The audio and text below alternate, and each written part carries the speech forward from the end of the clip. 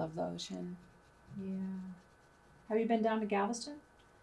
I went to Port Aransas Okay. once, and it was shortly after I moved from Santa Barbara. Okay. And I don't recommend that you go to Port Aransas shortly after you move to from Santa Barbara and think that you're just going to the beach. It's like, it's lovely there. It is lovely there. But when you have the Santa Barbara beach in your mind and then you get to Port Aransas, you're like, whoa, what's happening here? What's happening here? I need to like reassort my reality.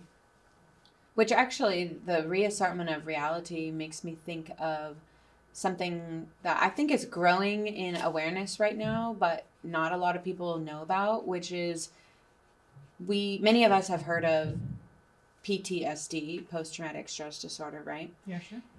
And typically when one of the reasons, and I'm actually just starting my master's in psychology, but I am not a degreed psychologist right now, so take this with every grain of salt that you will. However, I've done a lot of research into this, and when we have PTSD, let's say someone dies, and we didn't know, like that year that I was in deep death anxiety, I think that was a form of PTSD because my assumption of reality that I was going to get to live to be 87, we'll say 88 because 8's my lucky number, that I was going to get to live to be 88 was totally blown up. And so I was left just not understanding life and death and how long I was going to get to live, and I felt very unsafe in that reality. But there is also something called PTG, which is called post-traumatic growth, which is a phenomena that can occur, and I definitely believe it occurred within me, which is that when we are in post-traumatic stress or some form of trauma, and all of the shards of our assumed reality are at our feet, PTG is then our ability to reassemble our worldview based on that new information. So for me, I was like, oh my gosh, I can die at any moment. That's terrifying. But then I was able to reassemble my worldview saying, okay, death is something that will happen to everyone. And yes, I don't know when it's going to happen. Neither does anyone else. And actually, death can be very motivating. It can create this clarity and this motivation and this urgency. And so I was able to reassemble my worldview with death and the mystery of death as something that I could understand and can rely on. And that's where PTG, post-traumatic growth, occurs, is when we can reassemble that reality and in almost all cases become better for it, become stronger, have a better understanding of the world and ourselves. Wow. That's really cool. Yeah, that makes sense. And so, or when did you start grad school? I started I started next week, actually. Yeah. Congratulations! Thanks. That's very exciting. Yeah, I'm going to be a Master's of Science in Psychology, Spirituality, and Consciousness. Wow, that's a big one. That's a lot. Yeah, I'm not a details person. We're in my zone of genius is like the bird's eye view. Life, death, happiness, sadness, right? Like bold, bright colors. Details are where I struggle. I need other people's help. I really have to work to dot my I's and cross my T's. But yeah, the big ideas I love. And so, well, what are you hoping to be able to implement after your education? Well, I have had an idea for my next book that I will be learning a lot about.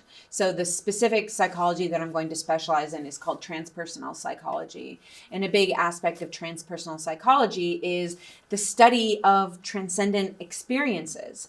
And while most people tend to think of transcendent experiences as, the Jesus picture falling off the wall and the mountaintop meditation with the guru, I believe that we can experience transcendent experiences every day. I think you are probably having some degree of a transcendent experience every time you pick up your art supplies and do this, right? Like you're in the zone. This is feeling alive. This is a transcendent experience. Absolutely. And so my goal is, as I'm studying this degree, other than the fact that I just love learning, I'm hoping to research and write my next book alongside this program. Cool. And you had mentioned that you're not sure where you're going to put down roots. Does that mean it's an online program? Yeah. Cool. It's out of the UK, actually. Oh, wow. Mm-hmm. Amazing. Yeah. I mean, mostly I chose the UK program, yes, because it is exactly what I want to study and exactly what I want to specialize in. And it's a really cool program where you get to have live classes online. It's not just all pre-recorded stuff. And also because it's like half the price of American master's programs. Yeah. For a 3-year program that I'm doing, it's about 16 grand. That's amazing. I know. Wow. Yeah. And sometimes, we got to hustle. We got to, yeah. We got to choose where we're going to get our debt and not get our debt and get our DE80 or DEBT? BT. Okay.